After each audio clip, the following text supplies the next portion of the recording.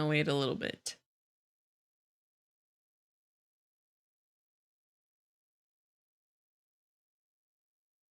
It is time. Okay. Hello, everyone. Welcome. Anyone who came over here to watch this tonight, thank you so much.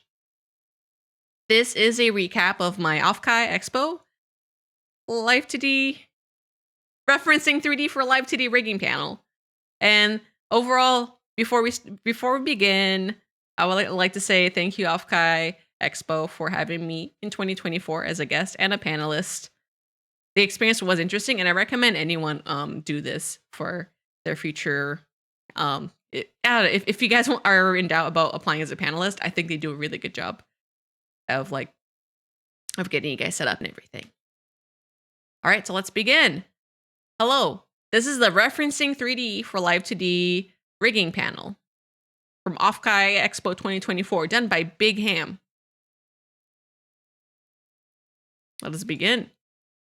They might be wondering, hey, I'm in this panel, you know, who is this made for? Well, is it for people who are like really good at LIVE2D, intermediate, pros, or is it okay for beginners? And I'm here to tell you guys, it's for everybody.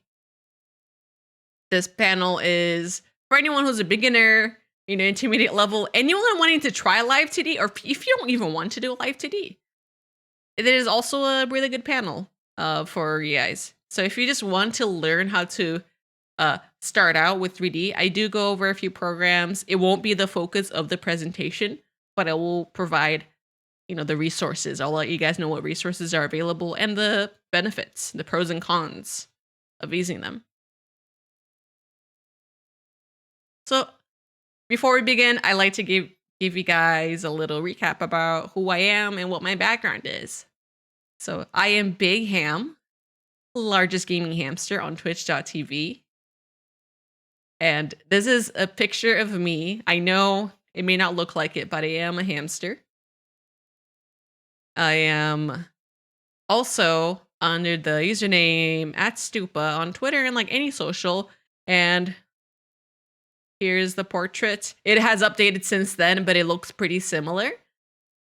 And the difference between both accounts basically is this is my presence as a VTuber, BigHam_VT, where I do stream some art, but the Stupa account is primarily focused on art for portfolio reasons. I am also a member of Nizeli Records, and Nizeli Records is like nearly 5 years old. It's like we would like to call ourselves like just a casual agency, but just a bunch of buddies together. It's not like scary big corpo like big name group. We are genuinely just like a bunch of friends who like to hang out. And I recommend anyone who like gets into VTubing, try to find a group that you vibe with. Fortunately, I feel like, you know, after 4 or 5 years, we haven't had any drama arise or any like major arguments. So I think this is a pretty good group of people who are also mature and like on my level of what I want to get out of like this exchange. And we also have a bunch of cracked artists. We have Sam, we have Chenna Kitty, we have Teru Pancake, we have Tapanya, who also draws, you know. Everybody in Nizeli Records, Roselli can draw, Errol can draw, everybody, Lamort can draw, everyone can draw in reality. But 4 of us have worked with LIVE2D models before. And like, yeah, it's cool. Like, so the cool thing about having like a group or having like just a circle is that you guys can probably get in a call and like work together or learn from each other. And I think that's really valuable. There's been many times where like we have exchanged knowledge between ourselves. And I think that's beautiful. So another thing with my background is that I did learn tech for video game development. I am a 3D artist who has worked on various projects. But also I found that a lot of my 3D game art can apply to like some of LIVE2D. Which is partially why I am doing this presentation today. I think like a lot of the stuff I learned from there can be applied. But specifically today for reference, like for rigging references, I think it's really valuable. And I've been VTubing, this is inaccurate. I've been VTubing for longer than 3 years.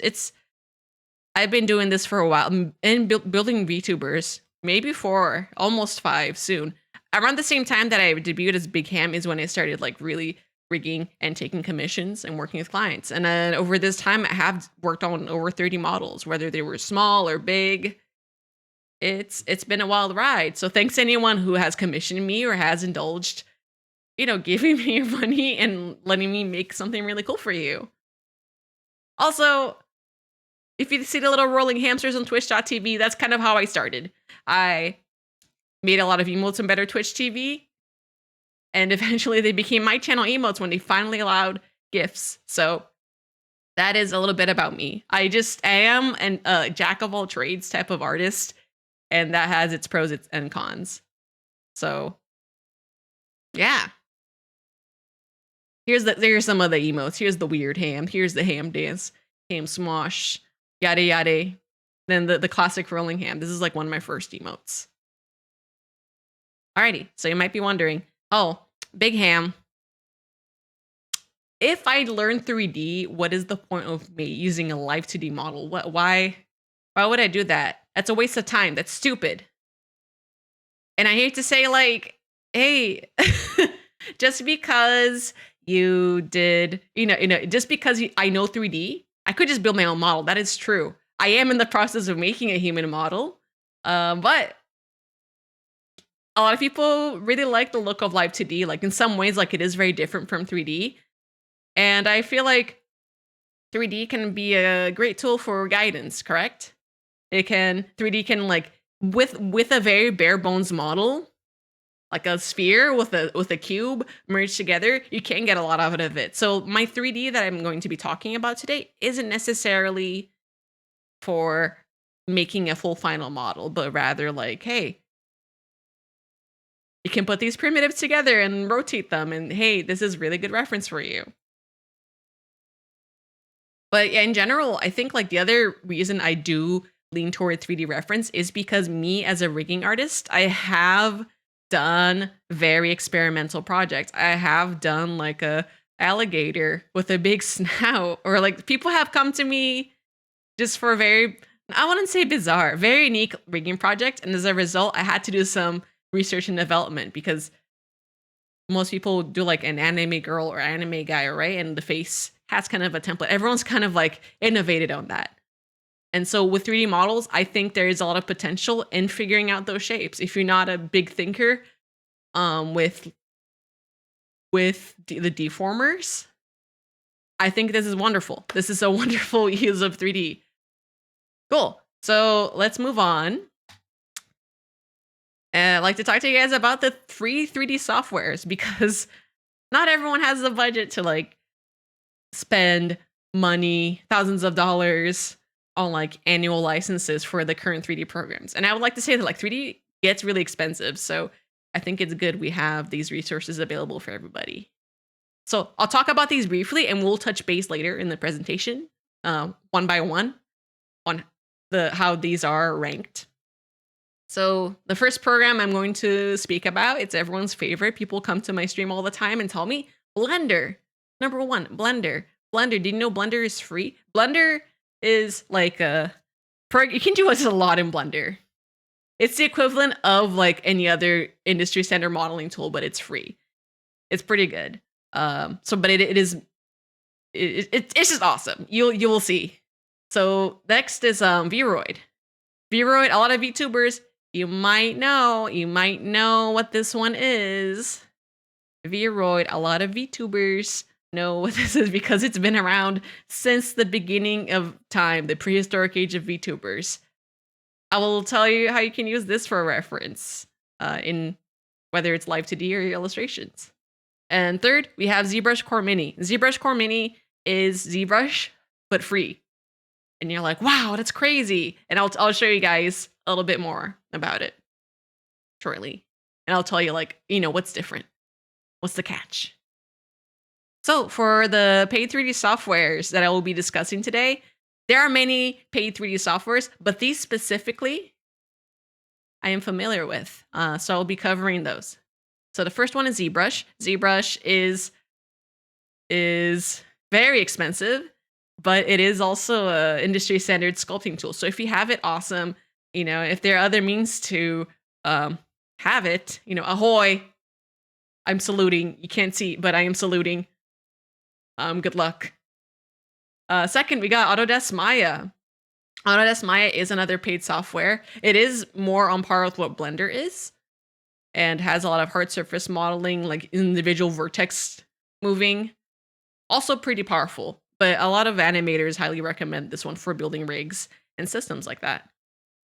Lastly, on this list is Clip Studio Paint, and you might be like, Big Ham, that is a painting program. Yes, but it has a lot of really cool like 3D functionality, which I will be covering in this presentation.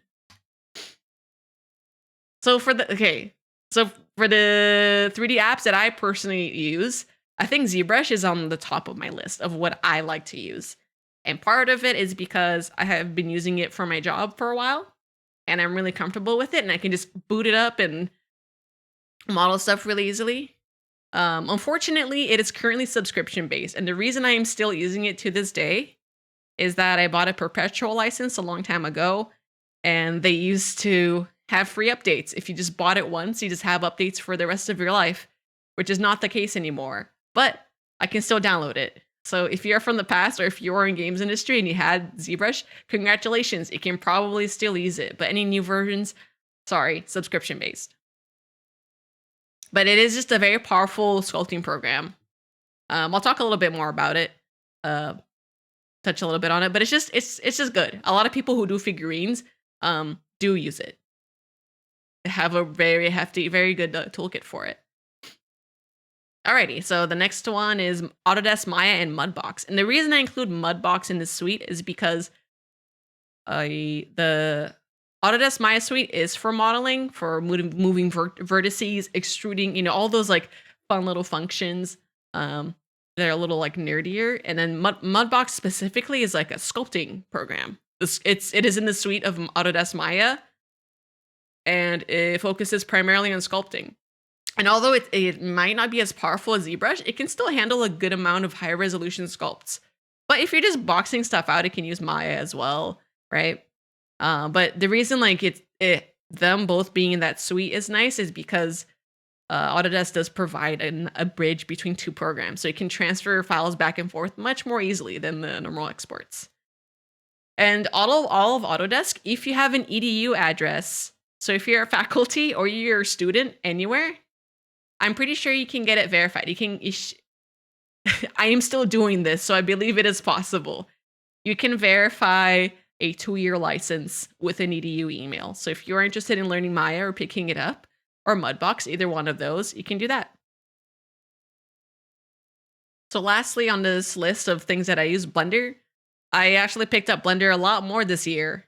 And I came here to confirm that the sea of tutorials is bountiful. If you go on YouTube, there's a lot of tutorials on Blender. One of the reasons I picked up animation on Blender more and like have done things more recently on it is because there's way more resources online for that than Autodesk Maya. A lot of the tutorials for Maya have been pretty outdated.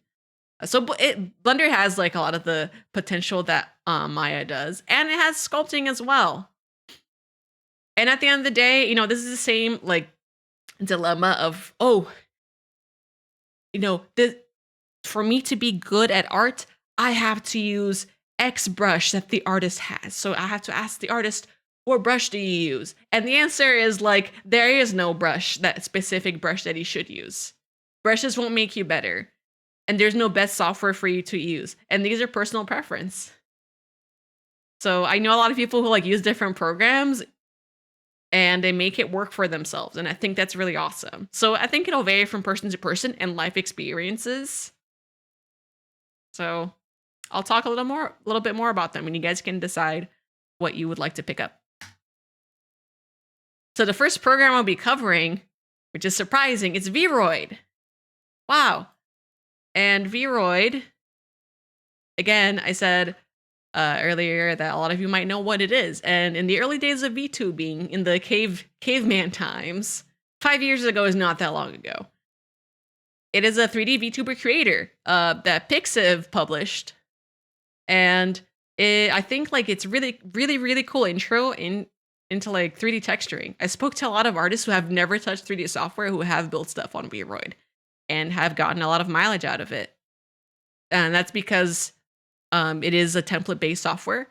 The models that are there have a bunch of sliders, and you can kind of move them around. And I think they give you a lot of freedom for what it is.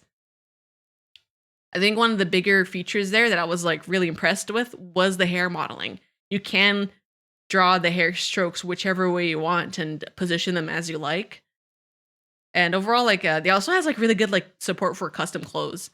So as long as you can kit bash as many clothes as you want and the models that they provide. And if you work with the transparency, you can get some really, really awesome results. So I will tell you how this ties into Live2D rigging. But for me personally, I would use Vroid as like I would export the model. I'd probably export the model, get the character's hair to my liking, or maybe not. Maybe just get the base character model. I'll export the VRM and import into Clip Studio, because guess what? Clip Studio supports VRM import, and you can just take the Vroid model and pose it around like a doll for your references. It's pretty awesome. So yeah, so pros, it's beginner friendly. Again, I know people have never touched a 3D software in their life, and they made it work really well for them. It is also free. It's a free program. You can get it right now. I believe they have like a much newer version of Vroid Studio. There's probably a lot more things you can do now. I know they added like some cat tail and like animal ear functions, so you no longer have to use hair model pieces to make those things. So again, as I said, you can import VRMs into Clip Studio. And I would say, oh man, I did not even think about ads. I'll be snoozing them. But at some point I will pause the presentation and let the ads run if that is okay. I'll find a good spot. So with pros and cons, right? The limitation is that it is anime style only, and if it's not your cup of tea, unfortunately, it's going to be a little bit tougher. And again, there's like not many tools for importing custom models. So if your character has a cool helmet or hair headpiece, like you might have to take the VRM into Blender and add those references in. Alrighty, here it is, the big boy, Clip Studio Paint 3D tools. So you might be surprised, but you can actually modify a lot of Clip Studio Paint's 3D assets to have different proportions. So what I think is really cool about this one is that you can adjust like shoulder width, torso width, arm length, a lot of things, So if your VTuber model isn't like within like the anime norm, petite, demure VTuber, I think this is a great tool. On top of that, though, I will move over here for a second. Oh, no. I will not move it for a second. Okay, I'll move over here for a second. So you can see the lovely models to my right.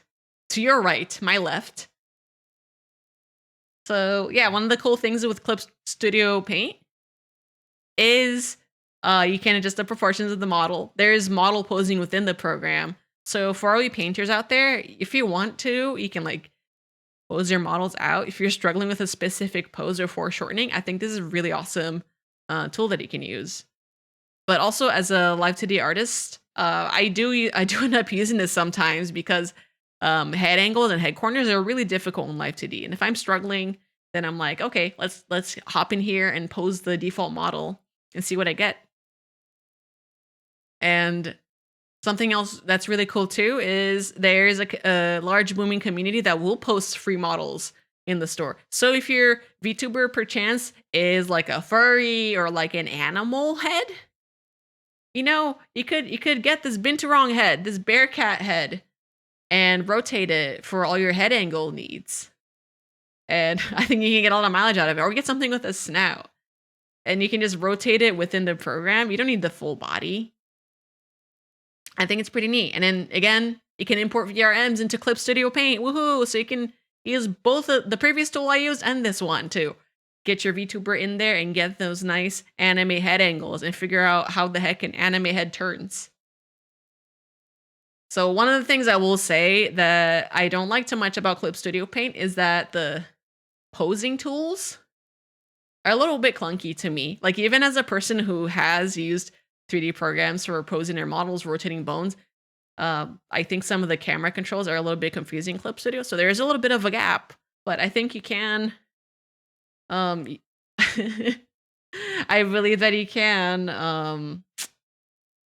Sorry, I'm seeing the alert. I'm gonna hide it. I wanted them to be off entirely. You just can't append 3D models into appending a 3D model. When I say this, I mean like you can't glue models together and turn the character's head.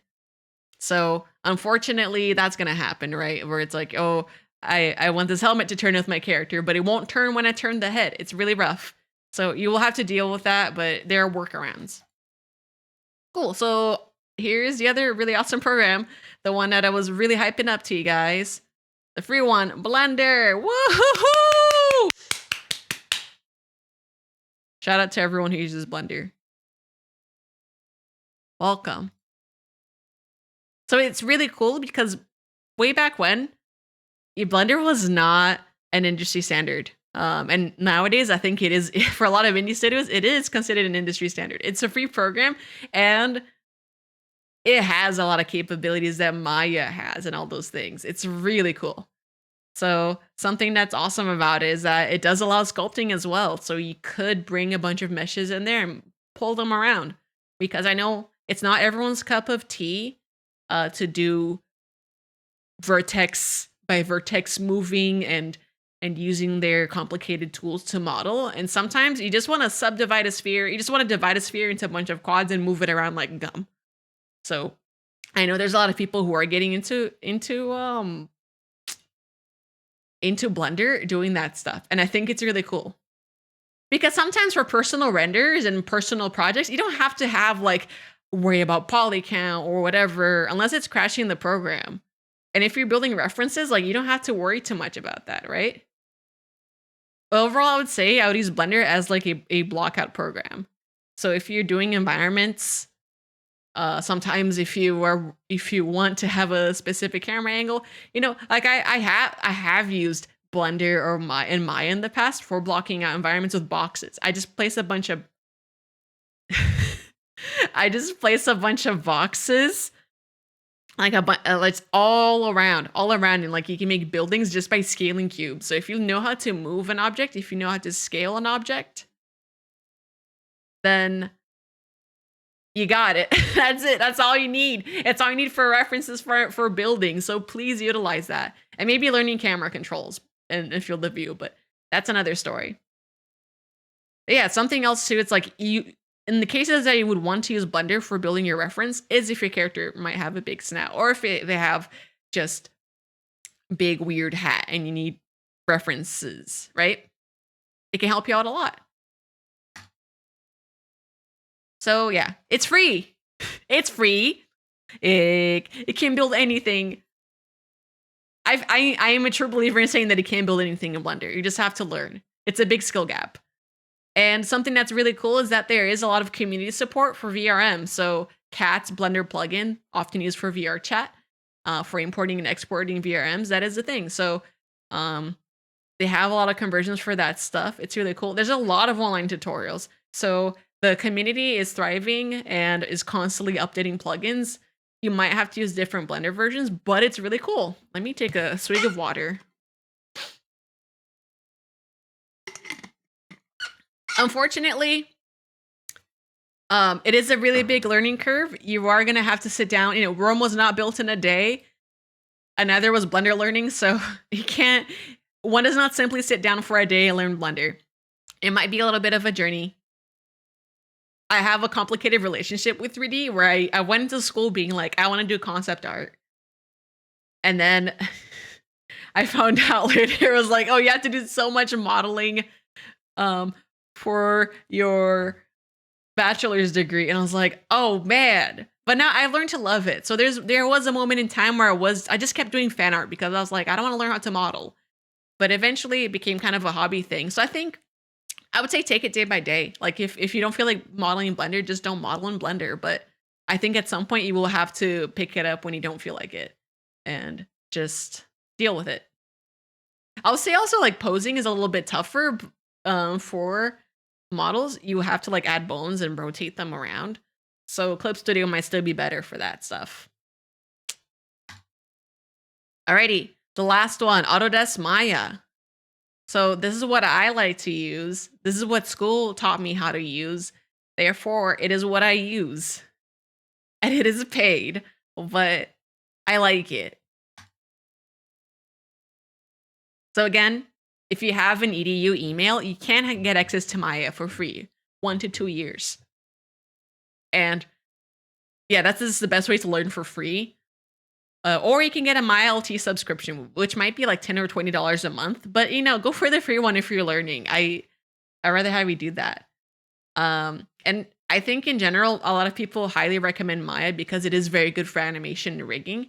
A lot of like industry standard for a while was animating in Maya and setting up stuff for animation that way.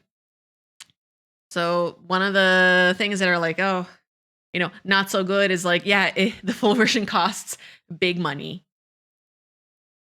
And there's not as many VTuber tools. I don't think there's a VRM importer, exporter, or anything that helps bridge any gaps into that stuff. And it's a really big learning curve. I think like this might be worth it. Many people's nemesis. Unfortunately, yeah, you might have to take a lot of courses to learn or have a buddy who like teaches you how to use this program, or you can find videos online. So much like Blender, it is a little bit tougher, but if you are learning in the school, you know, good news, you can use it for making your VTubers. Oh, here's Mudbox. Oh, shoot, okay. I cannot, I'm out of snoozes for my ads. I will go on until, I'll cover this Mudbox slide really quick, okay? Mudbox. It's a sculpting, so it's within the Autodesk Maya suite. Autodesk Mudbox. It is their partner sculpting program, and it has compatibility with Maya, so you can move stuff back and forth really easily. And as a student, it's free, and also, you know, it costs money, unfortunately. So the reason you probably want to use Mudbox is if you do want to do sculpting and still be able to transfer things to Maya. You can export like formats like OBJs and FBXs to transfer to other programs if you wanted to. But I guess the cool thing with Autodesk Mudbox is that it's a pretty decent sculpting program. Like if you don't want to get ZBrush, I think it is like, it's awesome, and you can do you can just do a lot with it. Alrighty, ads will play in a moment, and I will do sort of like an intermission. It's going to be a 3-minute ads. I'm waiting for them to play. I'm waiting for Mr. Twitch to play the ads. I will do emo only off, and then I'll turn it back on momentarily. So I'll let you guys loose for a little bit. Did it work? Emote only off. There you go. So ads will play in a little bit, and I will BRB.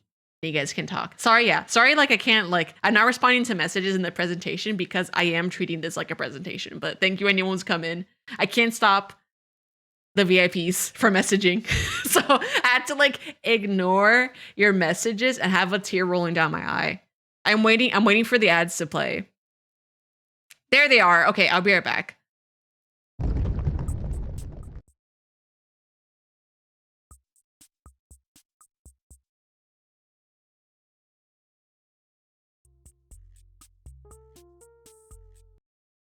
Wait.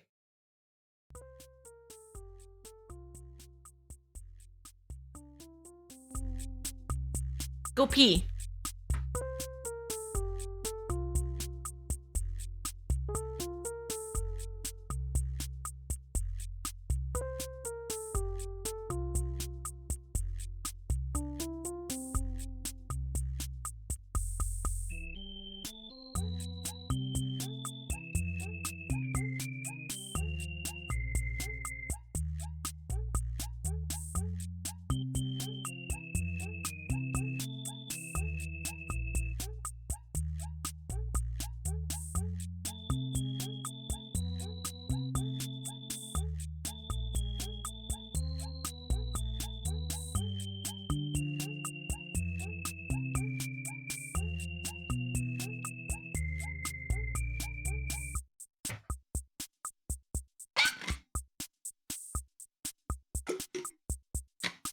It wasn't a command.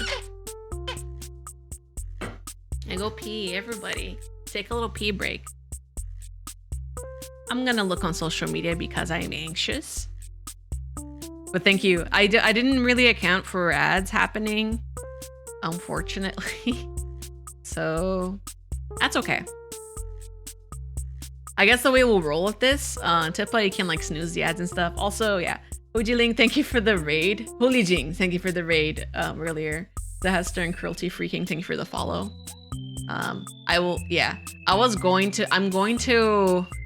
go in presenter mode like in a minute again and like not acknowledge stuff. So if you guys would like to wait, I don't know. If you want to get praised later, you can, but not right now. Yeah. Yeah, I'm gonna be quiet. I'm gonna reserve my voice a little bit longer. But thank you for the compliments.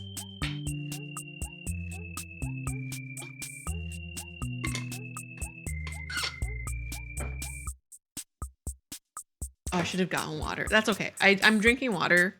There's a little bit left. I'm gonna turn on some lights too.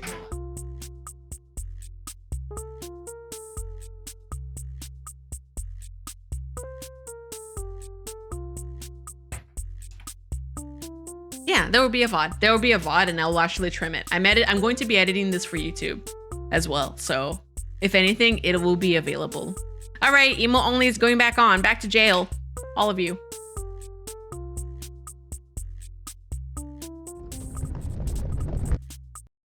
Hello, we are back. Thank you. What mysterious ad played? Wow. That didn't happen during the off-kai presentation. Welcome, guys. Welcome back to the presentation. Thank you for waiting. I hope you got some water. We will continue. So, we were covering Mudbox, which is, again, a sculpting program in the Autodesk suite. And it costs money. But again, with an EDU license, it's pretty good. I think, yeah, if you happen to have access to the Autodesk suite, it's a decent sculpting program if moving vertices is not up your alley. So this is my favorite program. The name is ZBrush, correct? So ZBrush. If you look at the UI, it's got these big, nice orange buttons. It's got like great gray interface. A lot of people do use it for sculpting, sometimes for hobby and professional. There are tools for outputting.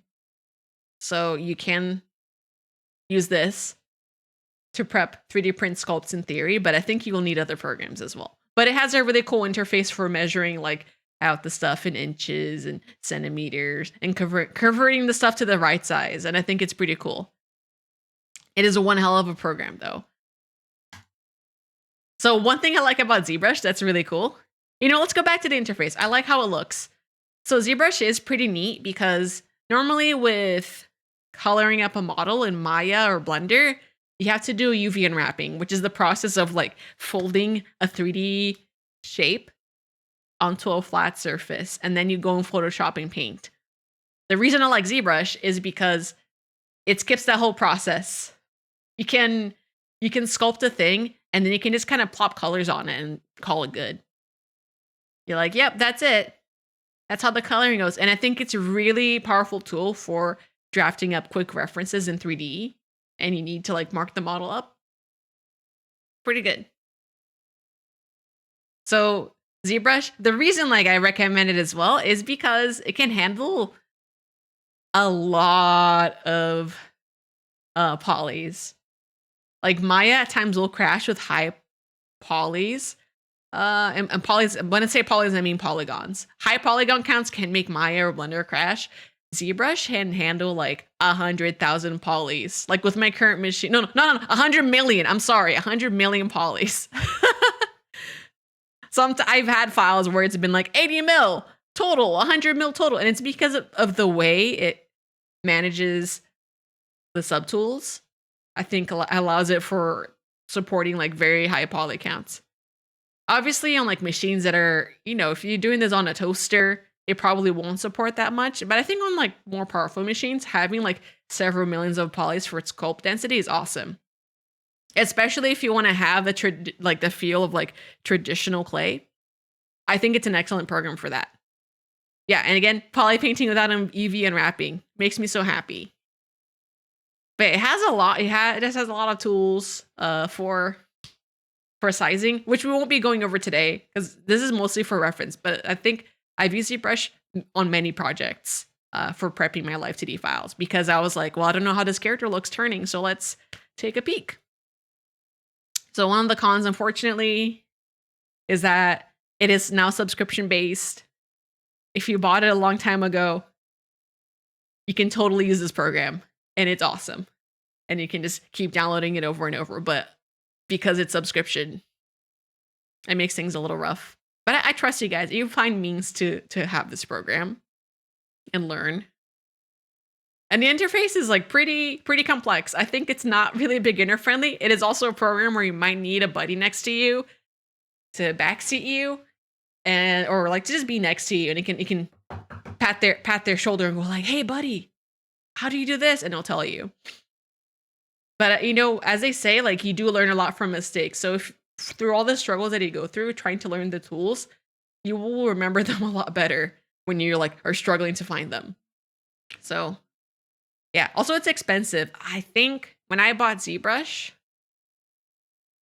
because I bought ZBrush on my first like major paycheck for an art job, because I used to use it, you know, I obtained it by different means that are not, you know, it's frowned upon.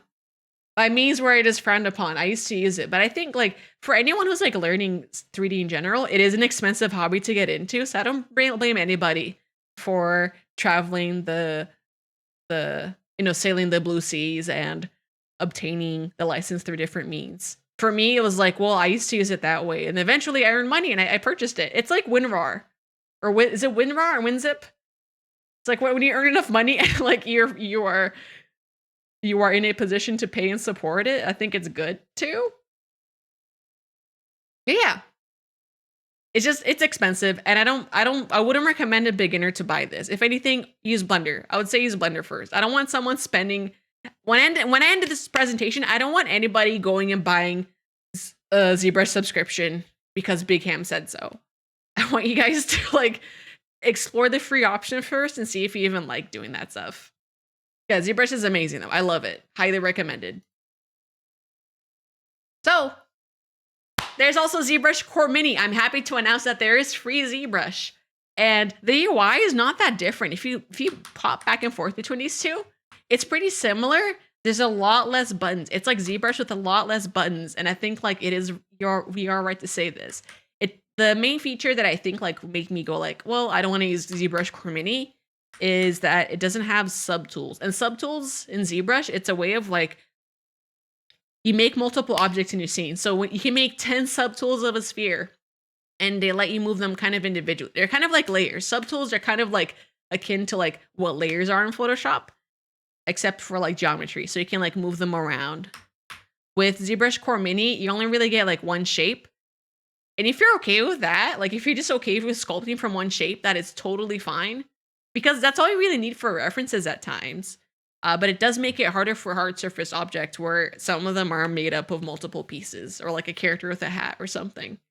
So if you're comfy with it, if you like sitting at your desk molding clay, I think ZBrush Core Mini could be really good. It's free. Hold on. ZBrush. Let me link it to you guys. ZBrush Core Mini. If you go on the Maxon website, yeah, it is available. Oh man, download now. Here's the link for ZBrush Core Mini if you guys want to give it a shot, or if you're following along with the presentation and you want to download it. I will be making, you know, the reference in actual ZBrush because it currently do not have that in one installed. But I think it's really good. If you can't afford ZBrush and you still want to learn how to sculpt or get a feel for the tools, they have like cool stuff like H-Polish, clay tube brush, the move tool. So I think it's a good intro, even if I don't want to use it for building references. I think it's solid for busting out a stylus and then seeing if you enjoy sculpting, getting a feel for what digital sculpting is. Again, free, beginner friendly. It doesn't have poly paint support. I think that's the other thing too. You can't paint You cannot paint, unfortunately, on the geometry, but that is okay. Oh, surprise! Did you know you can also use video games? Video game character creators? You can use those for reference. So like if you don't like anime models from Vroid and you see like a face that you like, a face style that you like in a video game, I think like a lot of character creators for video games are really robust nowadays. And sometimes you can like they provide just the character creator for free and you can use that as references. So for instance, this is actually from World of Warcraft. When I was rigging Carol or Orc Florist, I was like, heck yeah, I'm gonna find some WoW orcs and look at their head angles because something with orcs that like a Bishonen model would not have are like these great tusks. And I remember being like, oh yeah, like this is like great reference just to see where the tusk, the brow, and the nose line up. And it doesn't have to be exact. I don't have to deform the face exactly to it, but I think it's a good like reference point of like how much is the tusk supposed to jet out. But yeah, in general, character creators, they're free. There's some that like do some crazy deforms to the face. So if you can get in the game and just turn the character model for doing like a reference angles like this, I think it's great. For Live2D specifically, for the head angle, there's an X and the Y, and there's also corners. So when I do references, this is how I set it up. Also, some model viewers might be limited in game, so like it could not be the best option, but if it is all you got, boot up a game that you bought. It might have a really good character creator. Monster Hunter's coming out. You might want to look into that. Or like look, I don't know. Yeah, there's some really pretty character creators out there though. And I think they can be like excellent reference. So what you saw a slide ago was this reference sheet above me. And this is exactly what we're going to talk about. So the way I like to use 3D for Live2D rigging is I do an angle reference sheet. And what is that? It is a sheet with multiple screenshots of head angles, a low field of view camera, because with getting those references, if you're, like when you take out your phone camera and you look at it, your face is a little distorted for the front facing camera. And it's because the field of view of it is like a little bit higher than your other camera. So something that I like to do sometimes when I do these sheets is I lower the field of view so that it does not distort the face as much, and you can get a more true like look to like how the face turns. You also don't want the field of view control to be too flat either, so we need to find like a fine spot for it. But yeah, like pretty much what this is angle reference sheet that I'm looking at is just a bunch of head angles. I've seen people like in the Live2D community draw some really like nice guidelines, and I think they're cool. But I think making your own is cooler because your character's eyes might not match to what the reference is, and a lot of times if you use everyone else's sheets, your characters might end up looking exactly the same, which is not what everyone wants, right? And as for like the corner angles for these, sometimes I will rotate the head and like the corner angle I screenshot still won't look right. So I would proceed with caution with doing the head corners with this reference, but you can get really close to it. And you might have to tweak the angles. So 1-to-1 is not needed. So if it looks funky, you can tweak it. So here's some examples of past works that I have done that have incorporated this method. This is Kain-chan. And Kain is awesome. Let me see. If I can shout her out. I do not know if she's streamed recently, but she is on Blue Sky. She drew her model actually and reached out to me about doing the bust model for her. And I think it's a really, really cute style. And I think I went a little ham, Excuse me, but I went a little ham with these head angles and I sculpted the hair tufts. Usually I wouldn't do this, but she has like an ahoge. She's got like these big ponytail braids and interesting like bangs placement and like the side hairs. And I was like, I want to do it right. Let's play it over here. So that's kind of like what the final result was. And I think the first thing you notice is like the head angles like do feel pretty good, like with the head tilt up and down. Oh, something else too is like, I guess, is that she has cat ears. And that's something I wanted to make sure I got right. Her hair tufts like they morph into cat ears. So I wanted to make sure that I knew how the cat ears would be placed around her head. Yeah, but this is really cool because I think in the first few attempts of me doing Live2D, there were definitely a lot of noses and mouths that didn't feel like they were in the right place. So what I would do is I would rig this and just pray to God that the placement looks good. But yeah, I think I would say this is like really successful. It was really fun to do. You might recognize this little guy. This is Charlie. He's my gator son. So this one was a much more experimental project. And I sketched out, because like the reference sheet I got from Charlie was like a front view. And I was like, well, I want to know what the snout looks like, right? Because his model is front facing. Something that you'll notice immediately is like, how do we do the snout foreshortening? And that was really difficult.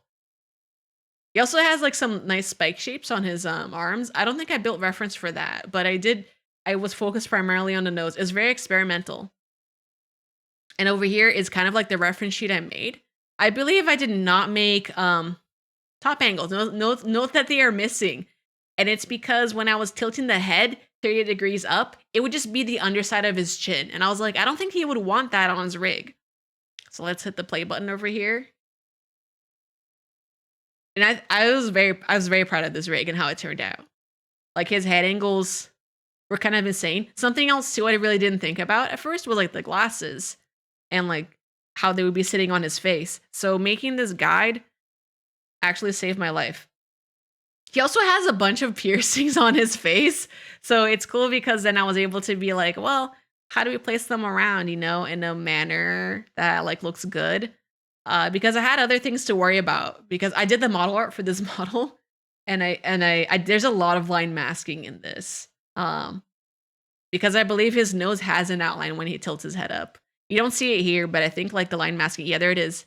He has like a lot of crazy line masking. So having a 3D reference for this specifically was kind of a godsend.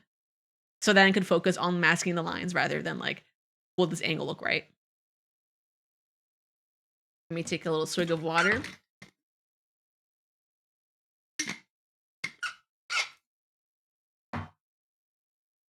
Oh, so it is time. Wow, it went by really fast. What else do I have to say about these head angles? Just like, yeah, in general, for these head angles, like you'll build them on your 3D program and you'll turn the character. Often I turn the character like 30 degrees left and 30 degrees right, or 45 degrees left and right, depending on how much I want to push the angle. You don't have to go extreme. I know some people rig like the 90-degree head angle VTubers, like they can go full profile view. And I will tell you right now, doing that will make like rigging corners much more difficult. So like turn the head to like a level that you're comfortable rigging and that might not give you trouble later. But yeah, like I think with the the up and down head angles, I actually am a little I go a little safer with those. Just because I don't know, like if you think about the person who's piloting the rig, they're not gonna tilt their head up and down that much, right? So it is time. I am actually going to do a poll in chat, so please keep an eye out.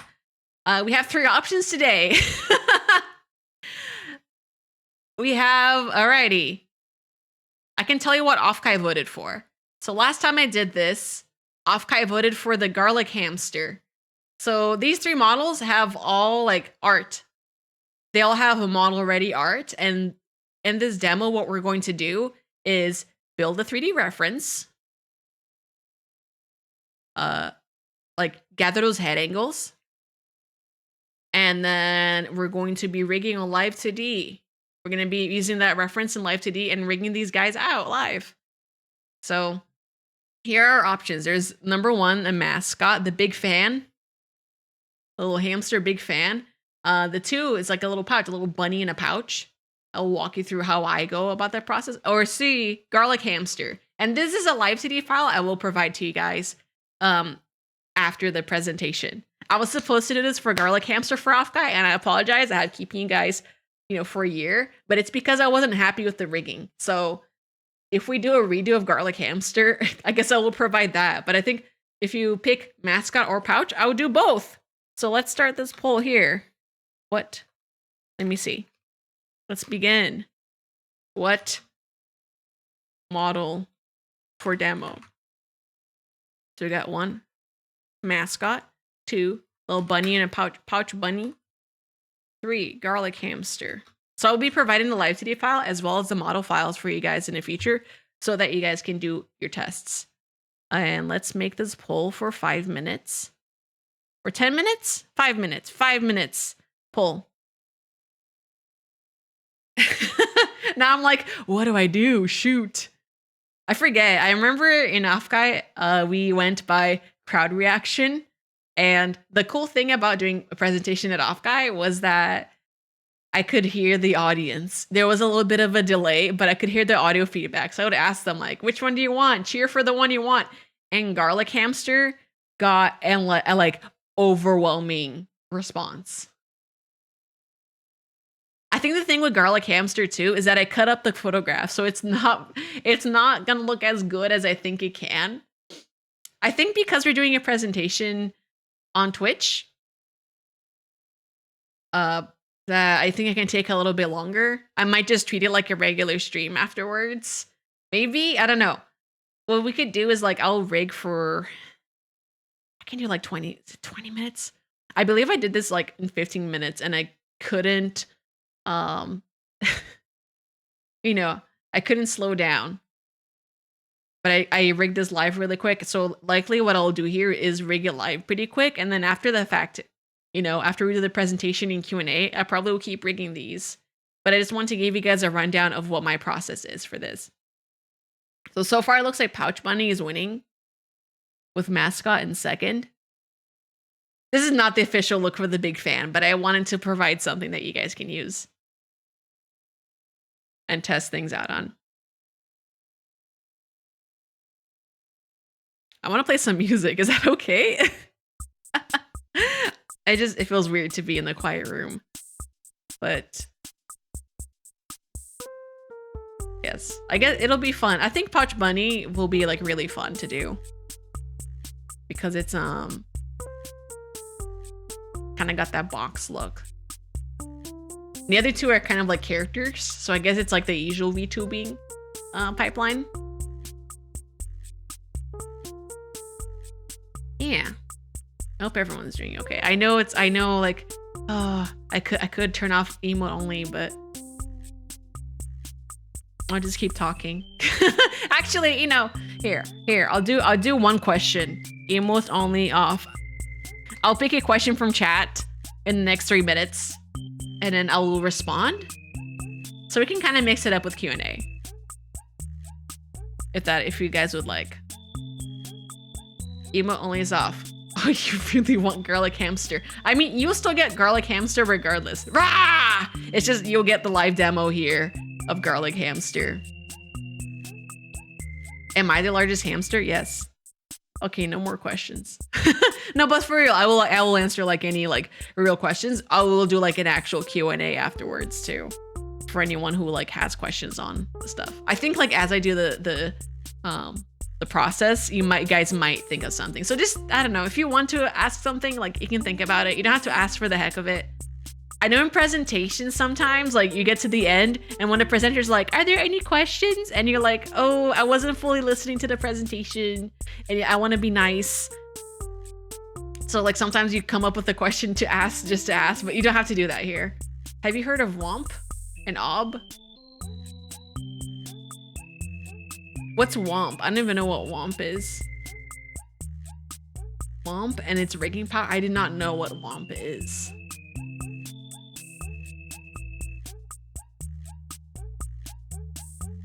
Animating a 3D character with a Womp 3D character. What is Womp? This is completely different rigging. I have not tried this before. Okay, I cannot answer this question. I have not heard of Womp. This looks interesting though. like the Mario enemy. What have been my shortest and longest works? Well, any work that has been a mascot work. My first version of Big Ham was my shortest work. Maybe. This one? Hold on. I don't think I have it available. I had a very old Big Ham. And because I just rigged her eyes and like slightly turned her head. And that was it.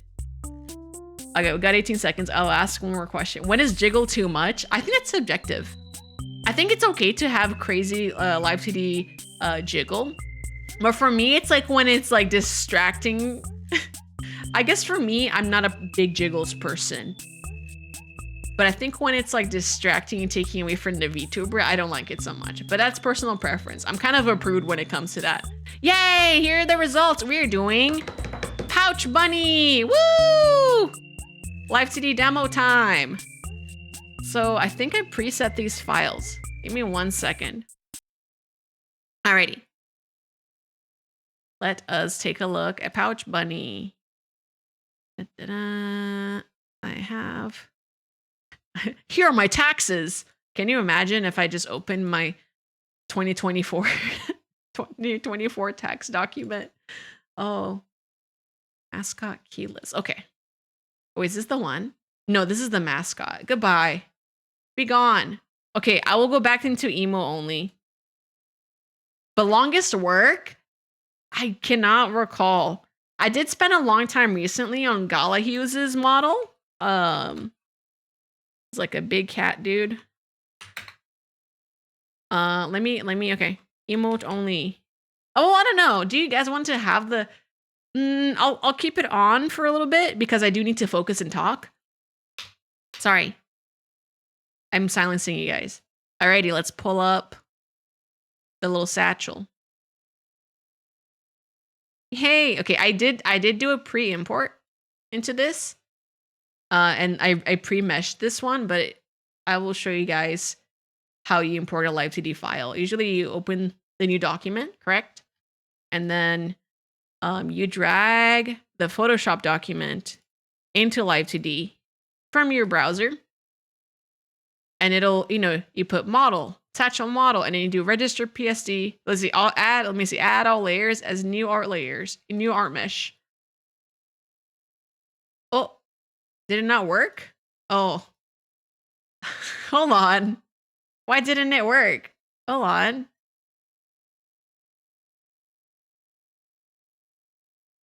New model. Oh, I see. It's because I had the other document over. So something that's cool with LIVE2D is you can drag and drop the file and you can update this satchel and then it can replace the old PSD. So something that is cool, and it's a general note for LIVE2D artists, like, don't be like me. These layers are not named, but if you name your layers and like you can just update them and like, name them the same thing, it'll get replaced. It's pretty cool. So I am going to skip the boring parts, which are meshing the model, because it takes a long time, and we're trying to match our speed to the off-guy presentation. Is we have this like lovely model. This is actually going to be interesting. I don't have the 3D reference for this, so we're going to build it in ZBrush right now, I believe. Let me see. Do I? Okay, I don't have it. Cool. This is going to be a new one for us. Very awesome. I'm launching ZBrush. Alrighty. It'll take a little bit. So yeah, this is the pro version of ZBrush. It is like the actual, like the big deal. So this model might actually be good to do on actual ZBrush. I turn off the perspective for sculpting. But what do we have here? Something that's cool with ZBrush is you can like turn the visibility like this. So you can see what's going on. So what I see from the satchel right now, what do I observe? I observe that it is kind of like a cube object if you think about it. So we can kind of, it has a little bit of a taper, so we can like, hold on one moment. It tapers outwards from the bottom, so let's rotate this 90 degrees. I'm rotating at 90 degrees because the symmetry tool right now only works with one axis, and I'm too lazy to change it normal like a normal person. But I think it's like the pouch is kind of like a sorry if it's like hard to this is like the Diablo 2 mini map syndrome where it's like, oh, something that's half opacity and spinning around is making me sick. Terrible experience for a viewer. But for me, I do not care. Hee hee. Alrighty. Let's bring this back. So they have like a rotating gizmo and they have like a ZBrush has like a the transpose tool, which scares a lot of like beginner artists. But I promise you, transpose tool is your friend. Transpose tool, I think, is really cool once you master it. It's this thing over here.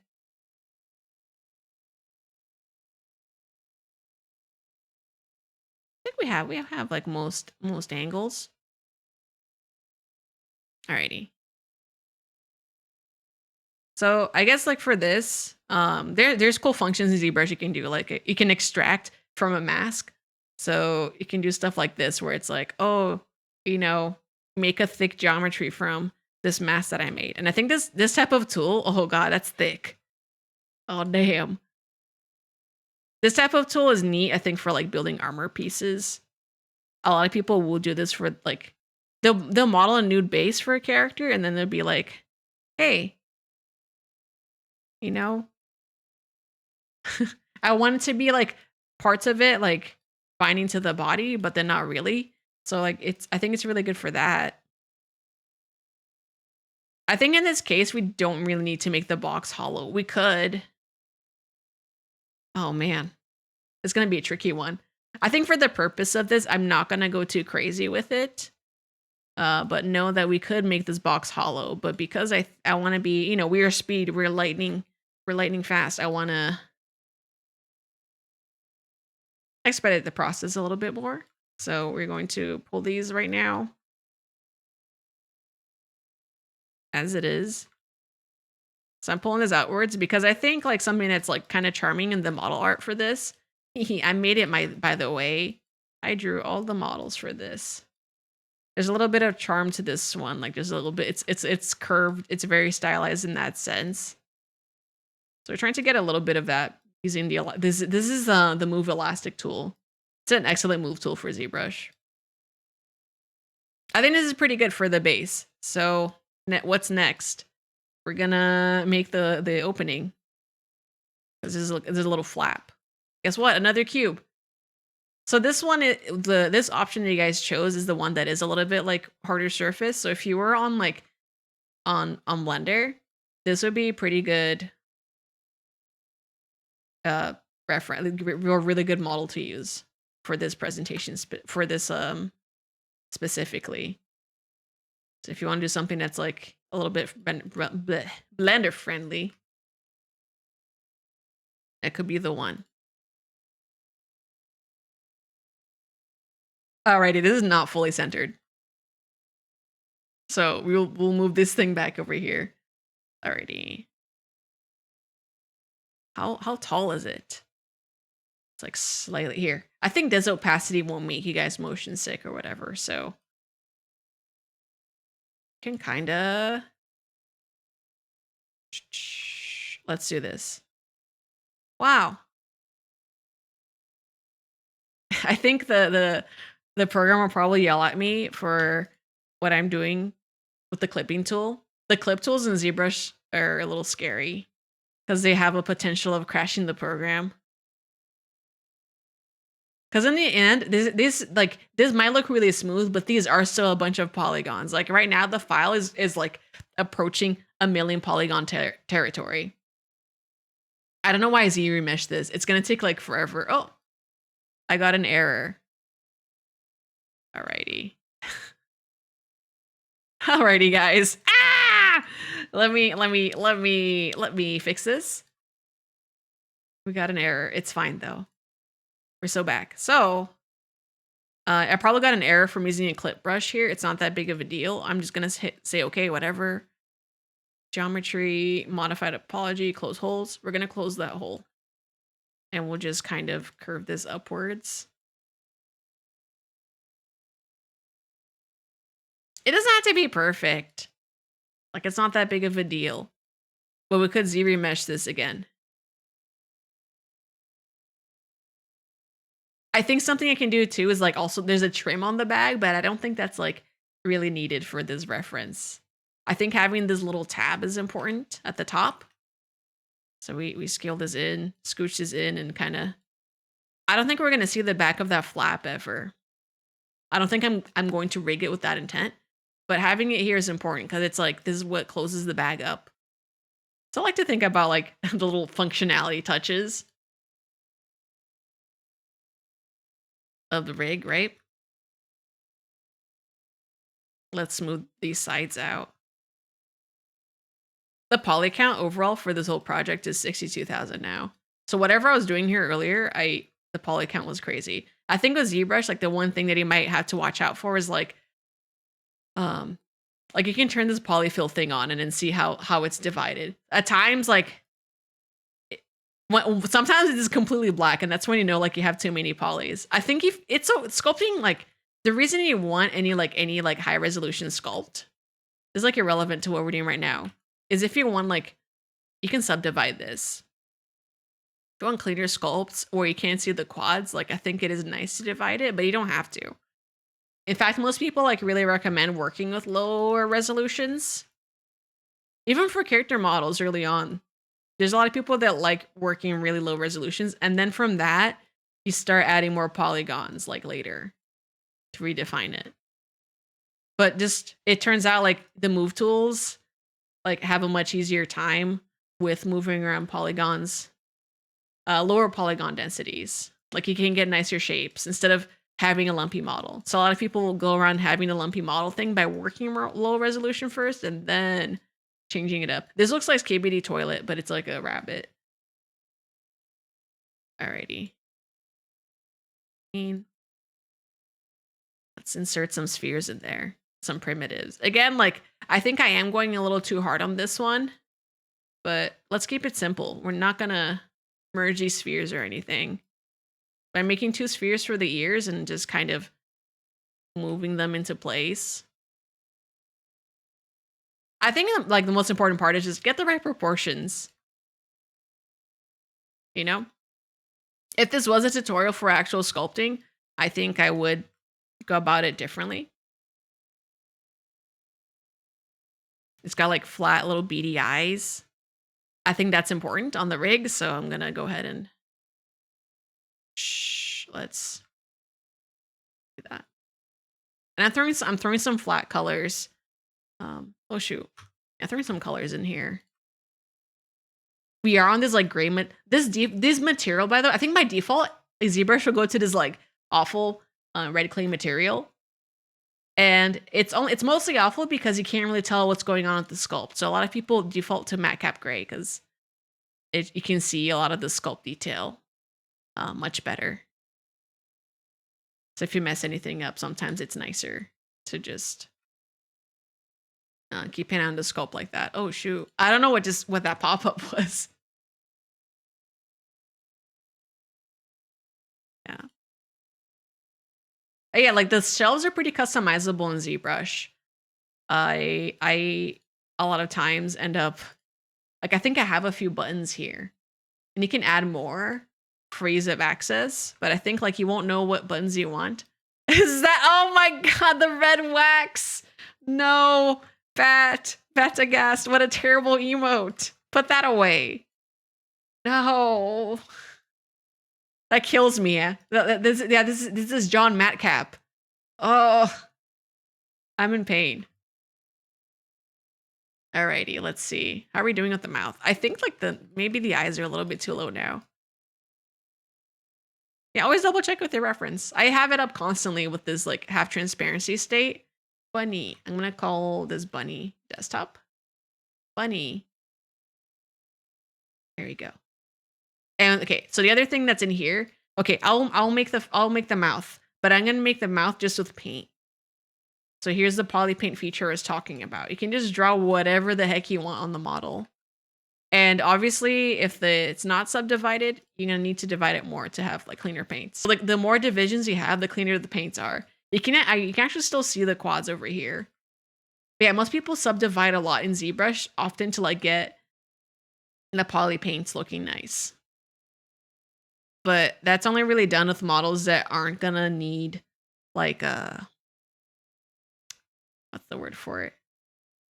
Models that aren't gonna need to be game ready or anything. Like you can do poly paint stuff for. So for me, for instance, I use Keyshot a lot of times and I color up models and like um I did like the GG one. Let me see if I can bring it up. This is not in the presentation. I think I was nervous. The Grem.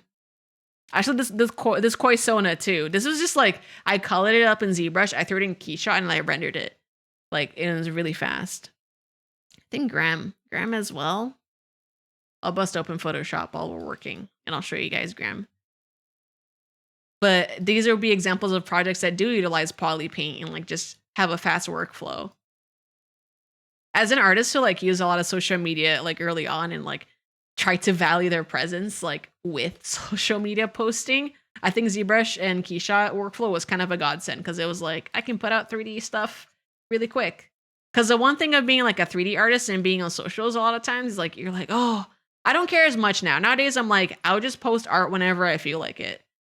But I used to be like, I had to keep up with everything. And sometimes like being a 3D artist or game dev type of thing is rough because it's like, oh, every 6 months maybe you have something to show. Or maybe you don't have anything to show because it's all under NDA. But I think like sometimes, I don't know, if you do value that type of stuff, like I think like being able to render stuff out fast is good. Obviously, like I think I have other priorities now, which is like really good. But if you are someone who wants to, I want to do little 3D doodles and post them really fast, there are ways to do it with like the poly painting and like not having to UV and wrap. Like in general, you shouldn't like value your presence online over with views. That's kind of like, it's something I learned over time. I was like, I shouldn't be like so harsh on myself like that. That type of stuff can ruin you. So I'm happy I'm happy like I kind of got over it and I was like, hey, just have fun. Just have fun making things. And I think like that's the fun thing with 3D sometimes. You can just like make whatever you want. No one's gonna yell at you. And if they do, they're bad people and you should take them out of your life. Alrighty. We kind of got the trim for the pouch. I don't think it's perfect, but it's like it's there, And the trim for the pouch is right here. Very cool. And we have to do the little potion cylinder, which I think we can just do this one with 2 cylinders. I'm not gonna make the inside of it. That's too much. In fact, I'm taking like way too long. Oh, here's the Grem. Here's the Grem I rendered. The Grem, this one was like a sculpt and I just painted it and like I put it in the Keyshot and I was like, okay. Like you can see some of the resolution gnarliness, some of the fuzziness on the tail. But some people like prefer to touch it up in post sometimes and like post stuff. And I think that's cool too. Like I learned something recently, like a lot about rendering in 3D and like that like post processing is you still have to do like a little bit to make it look extra nice. Like having stuff coming out like fresh from the like the farm looking really good. It's like not always possible. It's like pretty difficult task. So unless it's like a real-time engine thing, like you're likely just gonna, that's not gonna always happen. And I think it's okay. Alrighty, how are we doing? I will provide the sculpt as well later, for like the ZBrush file or like I don't know what you call it. I'll be providing these files though. Like, don't you worry. If you want to look at this later and Google like how I piece things, I can export an FBX or whatever. I just need to find like the right methods of it. But obviously do not like monetize from it. Then I'll kill you. End of story. Okay. Sorry it's so quiet. I figured like for editing later or like people might not want to be listening to like my own music. Because I was just gonna loop my BGM. Alrighty. So you got the strap. And there's a liquid in here too. We're not gonna worry about that. But this is looking pretty good. I think the vial is a little bit longer on the final image, but something like this. I think it's pretty good. This is enough to work off of. Like we have a base model and can get some nice references. So let's do like the angle references that I was talking about earlier. So let me merge everything, merge visible. Cool. So we have our little guy. We can tumble them around. Oh man. I just wish the pivot was like right in the middle. You know? Oh, it's fine. This is good enough. Alrighty. So for the angle references, you can go about this like in one of two ways. Sometimes your program will like have a renderer and you'll be able to like export things out. But for me personally, sorry for the error noises if you guys can hear them. What was I saying? I cannot remember. Alrighty, well, whatever. We're gonna screenshot the references. Okay, some people use Photoshop and like compile them that way. I like to screenshot them on ZBrush. If you do Shift S on ZBrush, it'll copy, you know, the model over in different angles. So for ZBrush users, if you use Shift S, you can do references like that, like really quick and dirty. It doesn't have to be like a super clean render. So I'm gonna go ahead and like Shift S. So I'm gonna do this one. I'm gonna turn this like, let's do like 30 degrees. I'm feeling nice. 30-degree turn. Alrighty. And do another 30-degree turn here. Nice, okay. So these are the side references. I'll do the 20 degrees down maybe. Or the tilt down. No, we can do like 20, 25 maybe. 25. Wow. I think the models are a little big though. Hold on. Let me scale it down a little bit. I don't have enough canvas space to like 30, 40.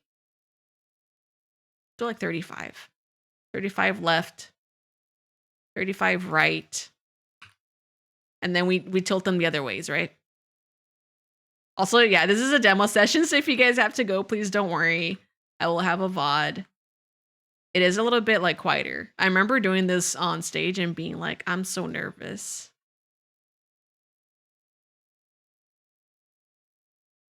Yeah, so for the corner angles, I'll like turn them one way first and then I'll turn them the other way. So in this case, I turned it up 10 degrees and then I'm turning them like 35 degrees. In reality, you only need to do one side and we can just mirror the other. But if the design is asymmetrical, then you don't have that luxury, right? I think it was like 25 that I did. 35. And you can tune this to however you like. There's no like right way of doing it. It might be that I don't like the corners that I'm doing right now. But this is pretty good.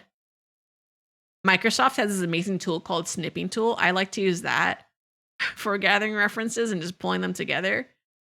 And you can either take it to your clipboard or save it out. So I'm going to save it out. Satchel ref. You save it as a PNG or anything or a JPEG. I don't care.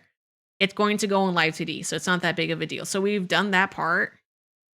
We're now going to import the image into Live2D. Woohoo!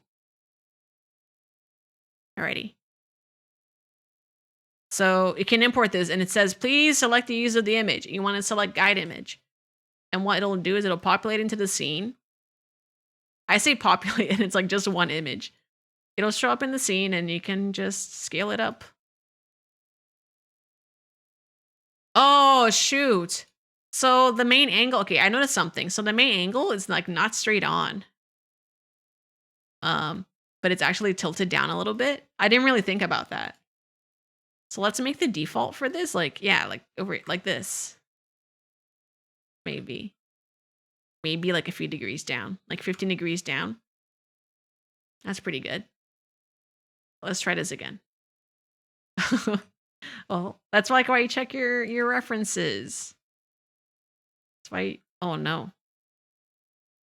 Yes, at some point in this process, it is very easy to accidentally like fully zoom in into the model.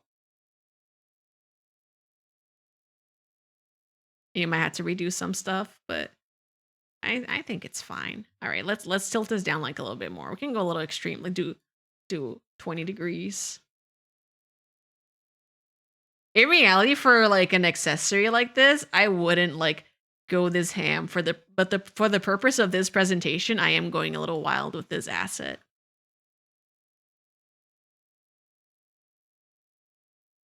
I know, she said ham. She said ham so many times. Let's make it so we can see a little bit of the bottom.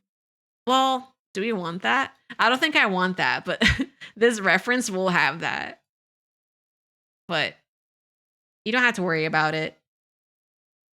Again, when we do these references, it's okay that it's a little bit off or that in the final result you're like, maybe I don't want it to tilt that much.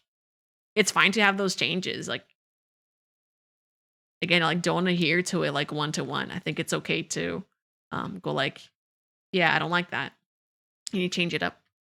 I think that's what makes like what will take you like a step up and like beyond for this. And beyond. Like maybe okay. I might enable chat. I hope that is okay.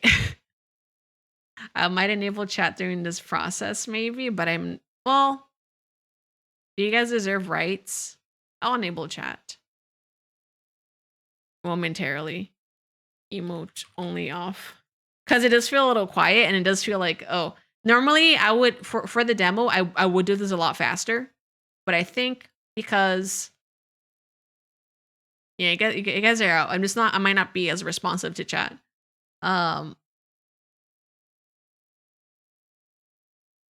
It's just like harder for me to talk over stuff sometimes, but I will do my best here. Okay, cool. So we got a reference here. Oh man, we can change the opacity, by the way. The reference loads in by default. It looks like it's got eyebrows. It loads in like very low opacity. Okay, 30% is okay. So what I'm gonna do right now is key the parameters for the head angle. For this project specifically, I'm just gonna do head angle because it's easy. It's easy and like we don't need to do. Yeah, it's just not that big of a deal. Like I don't think we need to do a body angle for this. Otherwise, we'd be here all day. So my purpose of doing this is just like, hey, check it out. Here's how I set up the reference. So I'm setting up the reference like in this manner where it's, you know,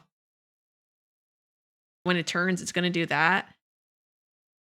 That was not very specific. That was very like, alrighty. So this is downwards angle and then the upwards angle. Sometimes I will adjust like the position of the reference because I'm like, oh, it looks a little weird turning in space.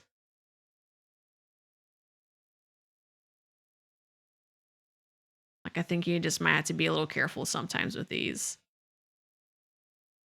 It's not perfect, but it is something.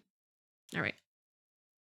And I guess the cool thing is like if this was a symmetrical project, which I think it roughly is, like the pouch part of it is, we can reflect the symmetry for that. So later it might be like I did part of the work and we can reflect the work over.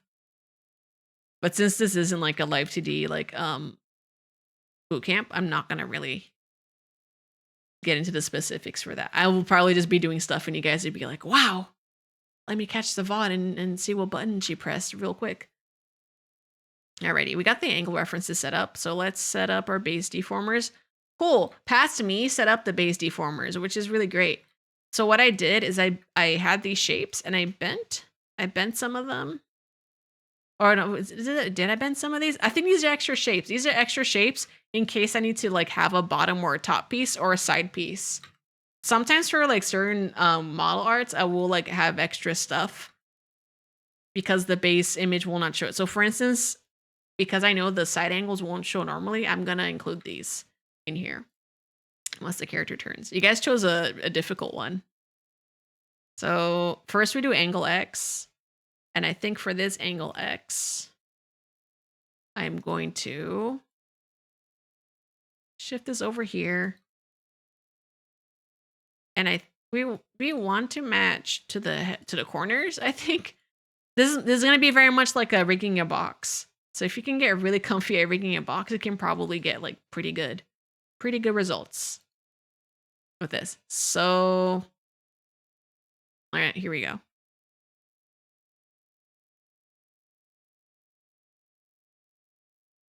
Can move this over here. So go. Thank you for resubscribing.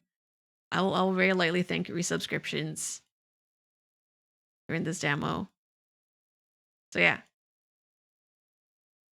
here you go. It is cut a little loosely. I did not do the best job cutting it. There are some stray pieces, but since it's for the purpose of this tutorial, well, there you go. See, it's like matching to the angle pretty well. It's for the purpose of this tutorial, so it's not going to be like perfect. We're reflecting this angle, I think, because we can, I think. Hold on.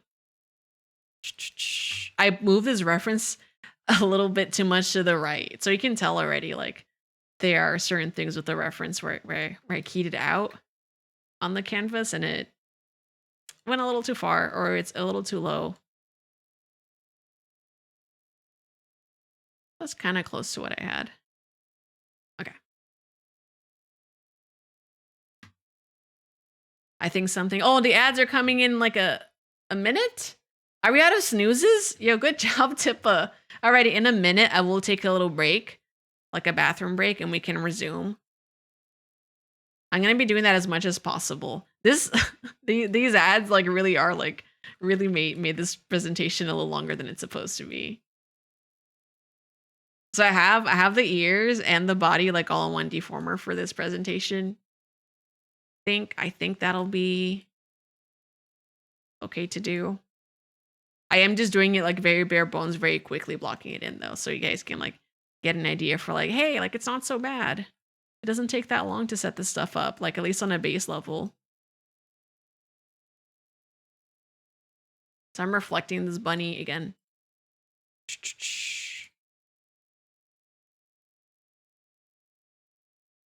It's not going to be perfect angles, but I think that's fine. Alrighty, ads are coming in a few moments. I will like jump to the BRB screen as soon as it's up. But I know it likes to bait me a little bit before the ads actually play. So we're going to be here a few more moments. And I promise you I'll stop. I'll stop briefly when they show up. Yeah, I hope everyone's like, or that this presentation has been interesting. I'm a little shocked that like I did go through so much material so quickly live on stage. I think Garlic Hamster, we did very fast like head rigging because this is a little more involved. Like I can't imagine what it would have been like with this model on stage. But Garlic Ham was like relatively easy for like what she was. Alrighty, no ads yet? Yeah.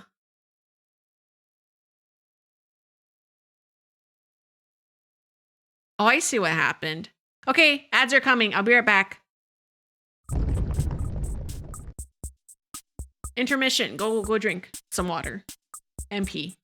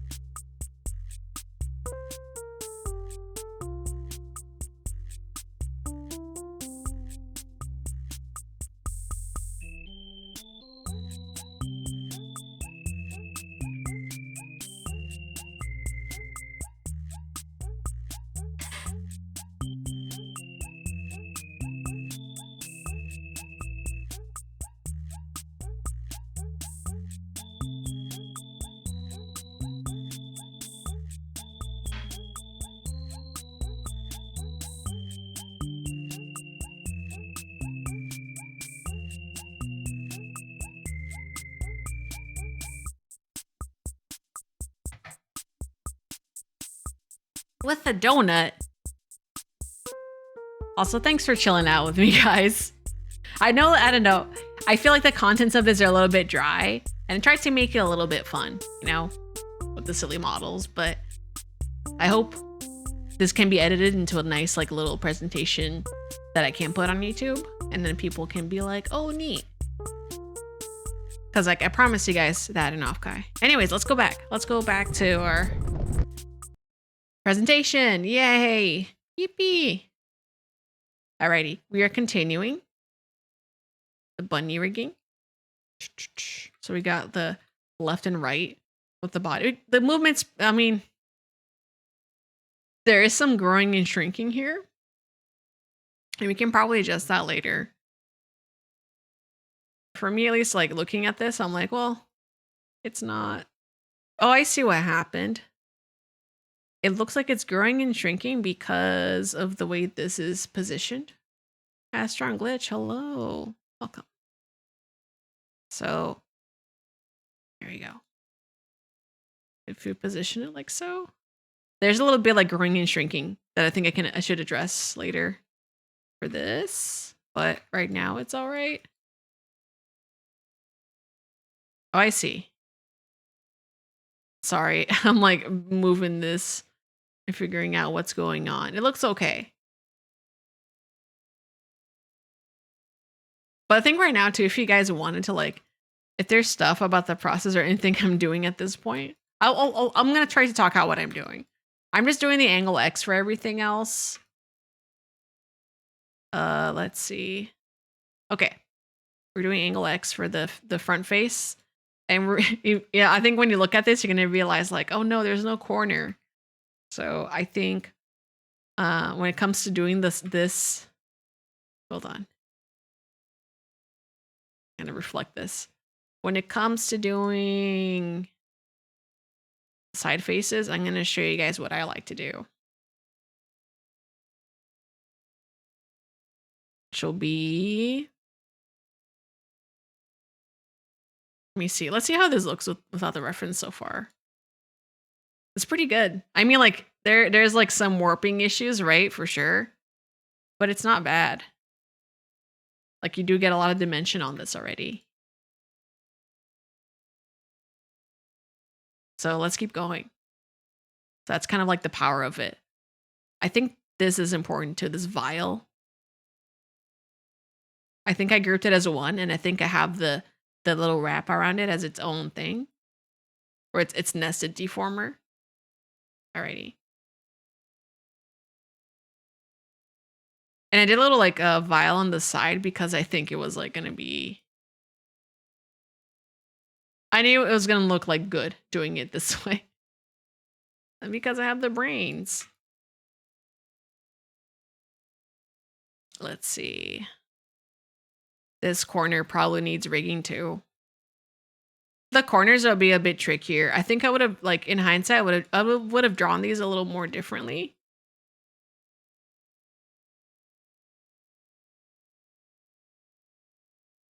Might have been better to draw these a little bit differently, but for the sake of this tutorial, I think it's because this is like the top of the thing. So it does look a little strange. Most of the bunny is obscuring it, so I'm not too worried about how it looks. But you can certainly modify that and do, like, a much nicer job. So, and yeah, in this case, I'm also, yeah, this is also, everything's getting rigged in angle X. And this is a little more involved than I would have liked, but it's going to look pretty cute. Let's see. We'll do everything before, like, the side pieces. Because we're almost done. We have this, like, back pouch piece, which has a little tab and, like, smart thing to do. Oh man, okay. There's a lot of clipping stuff that I realized is going to be an issue on this model. I won't worry about it for now. You probably had to do a bunch of clipping mask magic for the vial to look right. and duplicate a bunch of layers. I think for this tutorial, I'm not really going to do that. At least like not live. Or I guess I could. I'll do it. Why not? I just want to do like a finer job if it's a model that's being distributed, you know? So I guess it's the only thing of doing this project where I'm like, uh-oh, I'm gonna have to give you guys the file that I was working on. If you guys want to look at it, I think I can do that. But like, it's not gonna be like a final used model. It's just kind of a courtesy of like, hey, like you can test this out and learn. Use it as a learning resource and see the stuff that I did on this presentation. Alrighty, let's do the sides because like it's bugging me like crazy. Alrighty. The layer order needs to be like below the pipes, I think, though. Like over here. Alrighty. So let's put it into position. It needs to start like right here, I think. And we key it, and then I had to kind of have to tuck everything into a corner over here. It's not gonna be perfect, but if I just use this brush, this fancy deform brush, I can kind of curve it into place.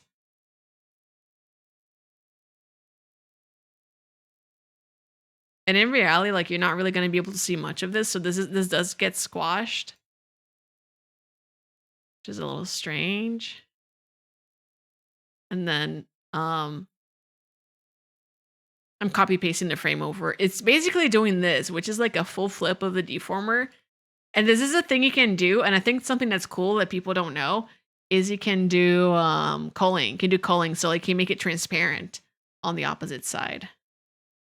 So this does have a culling function, so you can hide the model as soon as it becomes like a back face type of this thing like this. You know, which I think for this one, the culling will be good.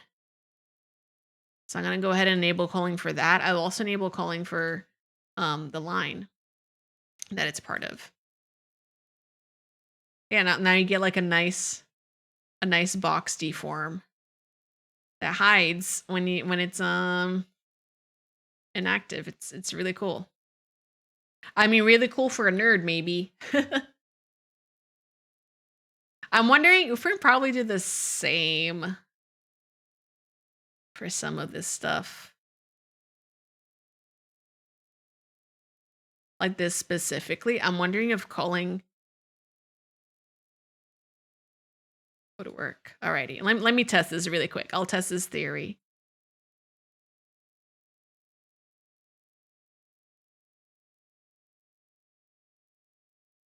Well, I guess it doesn't matter too much. I was wondering if like the culling would affect the clipping mask, but I don't think it does. Sorry, doing a little experiment on a demo.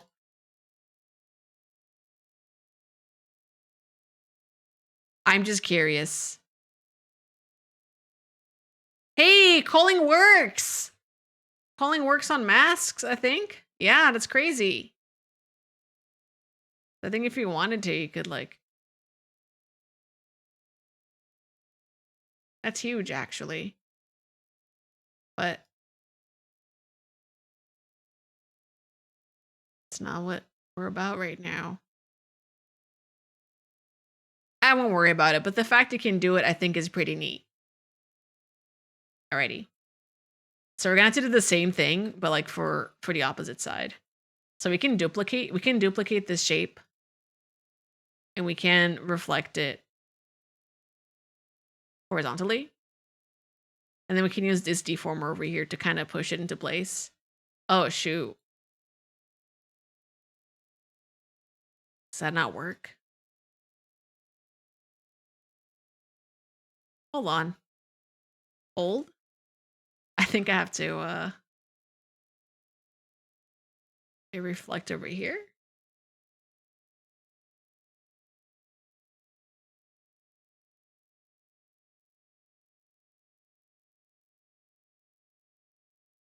I think we reflect these. Ah, you know what? I think I know what happened. So you gotta reflect angle X as well. Whenever you do any reflects. Yes, there we go. That was the issue.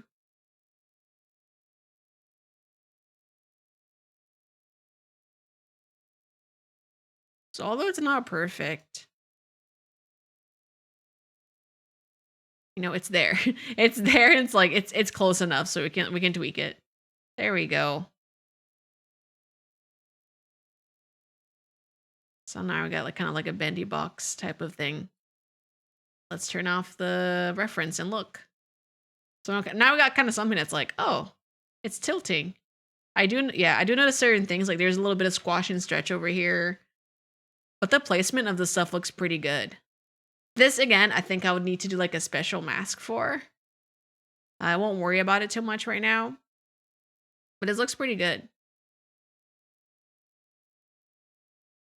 Let's see. Yeah, I don't think I'm gonna be able to take it to completion here, but let me do a little bit more. I want to do the Y angles and hit some of the corners at least, so you guys can see what I mean by like, hey, the corner angles might not look that good all the time.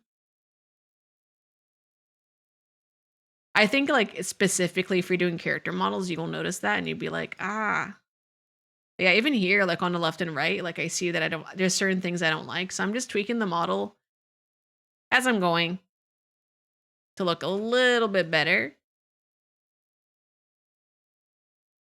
Okay, we have a base deformer for the bun. Some people work like this where they stack through deformers and then it's like they're nested. They're all nested over here.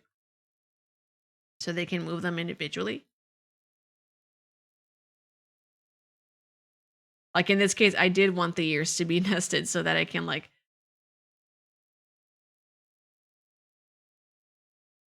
kind of tweak the proportions or like tweak their position. I don't want to tweak the proportions too much since like the modeling I did was like a little inaccurate. Right. But like they kind of do move into place. This also might have some clipping mask issues, but I think that looks a lot better. It looks a lot better now that I've keyed something in there. Yeah, very cute.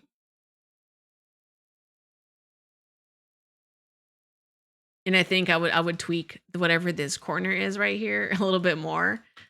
I have this wonderful piece that I can key in there. So let me do that. Completely forgot. Classic streamer. Alrighty. The draw order for this will also need to be lower. You can key your draw orders with the draw orders within the menus as well, but I'm just not doing it. I'm just not doing it because I'm a little bit lazy right now, and we're trying to not spend too much time doing stuff. Alrighty. So we're doing the same thing that we did with the side of the pouch, but we're just doing it with this outer piece over here. Now, I guess for me, my goal is like, oh, I just want to have like a lot more form to it. Let's see.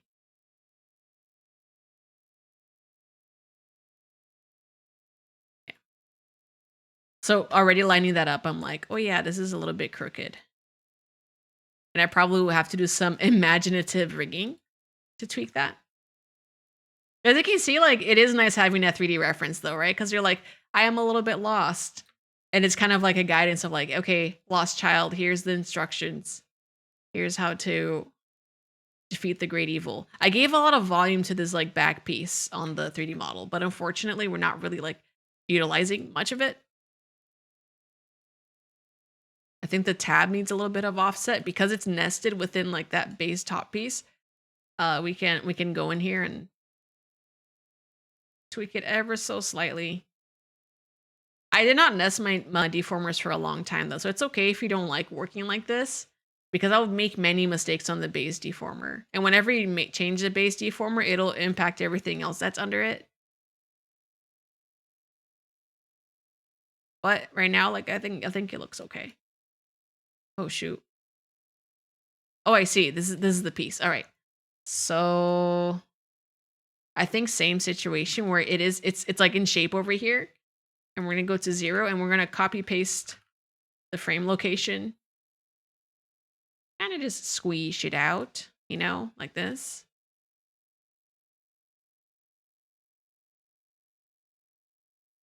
Oh shoot. Squeesh. And I think we are going to enable calling. Oh shoot. I copied, be careful to like not copy like a single um frame in the or a single like vertex in the deformer. But I think that can cause some issues. Yeah. Something like this. Oh gosh.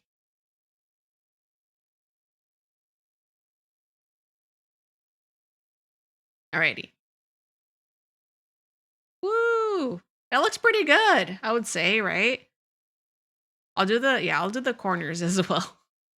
Painfully, I'll do the corners, but because you guys are here, you're being please copy form before calling. What do you mean? Oh, because I'm okay. I need to reset. What is this? Control C, Control V. Oh, Control C, Control V. All right, we're gonna reflect again, and we're gonna check angle X whenever we reflect.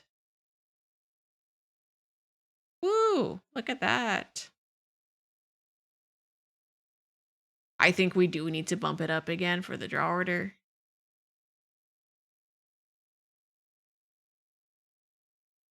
I think if it's above the bun, it might be okay. Maybe, possibly.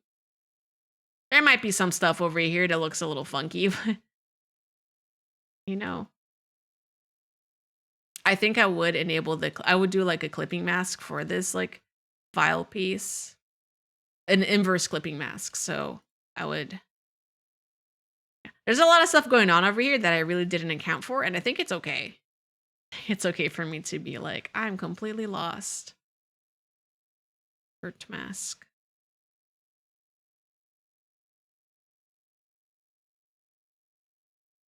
Let's see. Maybe you can bump this up a little bit more. I'll put it on the top for now. I know it's like a little weird over here. I guess we can key the draw order to be a little bit lower. Like it makes a switching point somewhere over here. Right? We can do like a quick draw order switch for this one. Oh no.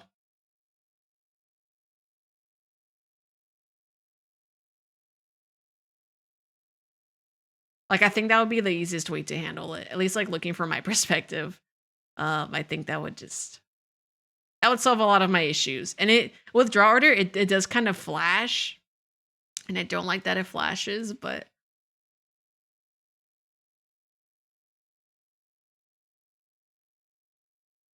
think like over hold on.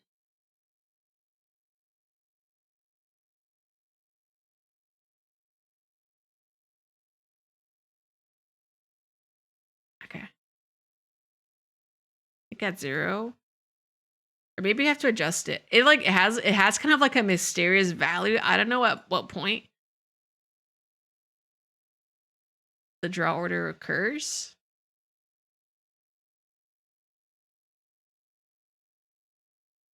Is it at -10? Could it be? Yeah, somewhere around here. Oh no. What if we just keyed it really close together? Sorry, guys. I'm experimenting. I'm just a little curious about how it is. And you know, I can keep you guys in here. I can keep you guys in here because you can leave at any point if you like. Alrighty. Yeah, I think if you key them a little bit closer, you can get the drawing order be different. I think that's pretty good. I think this is also an issue, like a draw order issue that can be resolved with draw order. So you can do that one really quick as well. 10.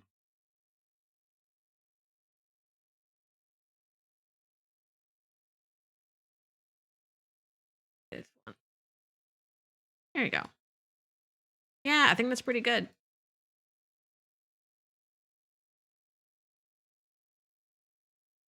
Okay. Let me look at so we can test rigs.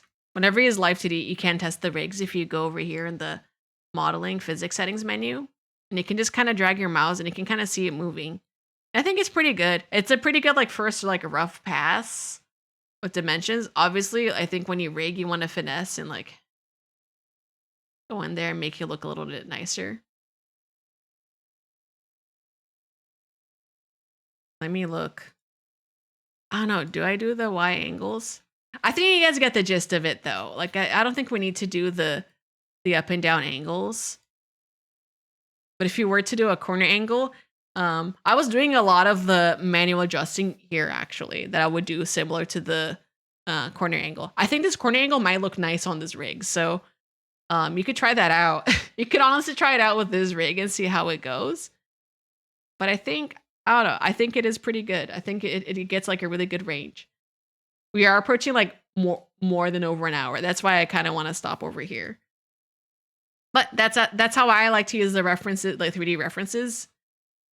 Again, I think the level I took this model might have been a little too much. It might have been a little bit ambitious, I will admit. But I think it's a good show of like what 3D help can do. Let's go back to the presentation.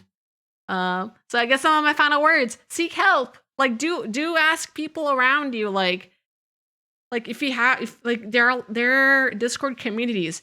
There's a LIVE2D Discord you can go into and you can ask people questions, and the people are there extremely helpful. But with 3D as well, there's not as many communities for 3D. I am part of like a 3D community Discord that I can link to you guys later. Let me see if I can actually find it for you guys. Okay. So there's a 3D artist community Discord I am part of. I am not here. I'll link it over here. Yeah, ask. We love to help. I love it when people get excited about 3D. I might be busy at times to respond, or my DMs might be really limited. But if I'm live streaming and like if you guys want to ask questions, like please do. That's a 3D community Discord. I like them because they do like challenges, and like most of the times the people are there like are willing to help. So I think if you're like, I'm stuck and you're not asking for any help, then it's like, I think you're not trying hard enough. So you should seek it out. Let me find the LIVE2D Discord as well, because I think it's valuable. And even if you don't get into like doing modeling, I think it's cool because you can see the people who are active in that community. But yeah, don't be afraid to learn new tools. I think that's the biggest like speed bump the biggest bump for people to go over is with 3D. Like you are going to have to learn a lot of new tools. If you ask me how many 3D tools I know, there's too many. There's too many, but I think you just learn them over time. So yeah, like I don't know, be willing to dive out of Photoshop and like open one of those new tools that I showed you guys today. And then work smart. I think like sometimes people would be like, oh yeah, I can put so many hours into a project. And sometimes like I think like, so if you find more efficient ways to do things, you should. Just because you spend more hours on a thing doesn't always mean it's like amazing. But if you find a way to streamline things and speed up your process, I think that's great, especially if you're looking to do commissions, do that type of stuff. Alrighty, that is the end of the presentation. Thank you for joining. I am open for Q&A right now. If anyone has any questions about the stuff we just covered, or like any general questions. Thank you for being patient. I think this went over more than what I wanted, but I blame